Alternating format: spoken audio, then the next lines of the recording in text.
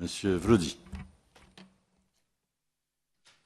Merci, Monsieur le Président. Monsieur le Ministre, je tenais à vous remercier pour les paroles rassurantes, même si vous aviez à plusieurs reprises communiqué depuis les déclarations certainement, probablement déformées depuis le Sénat concernant le devenir de l'agriculture et en particulier de la canne. Mais c'est vrai que l'échéance de 2017, vous l'avez rappelé, est connue depuis de longue date.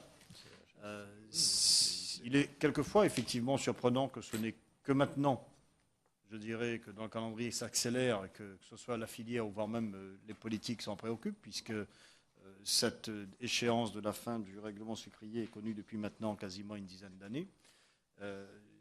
Néanmoins, il nous incombera, puisque nous sommes aux responsabilités jusqu'à cette échéance, d'en assumer et d'en gérer les conséquences, ou en tout cas la transition.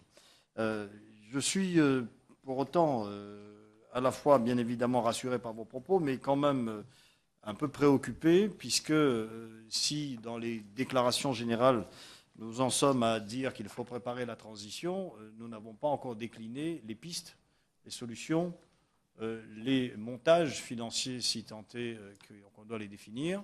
En clair, il serait peut-être temps, effectivement, que nous ayons quelques orientations claires, précises sur la façon dont on pourrait proposer des solutions à la filière et concrètement comment on propose et qu'est-ce qu'on propose aux acteurs de la filière, notamment sur la perte de la compensation financière et sur la garantie du prix et la garantie de l'écoulement.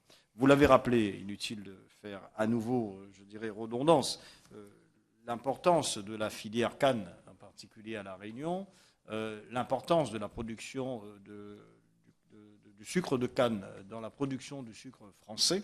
On l'oublie fort souvent, mais la France est devenue le premier pays européen en production de sucre de canne, et il est bien évidemment parmi le plus grand pays, aussi premier pays européen en production de sucre tout court, mais nous sommes là en l'occurrence sur la production ultramarine, une production presque niche à préserver, à conserver, et il est évident que l'État doit, je le sais à travers votre préoccupation, s'en prémunir et veiller à sa garantie.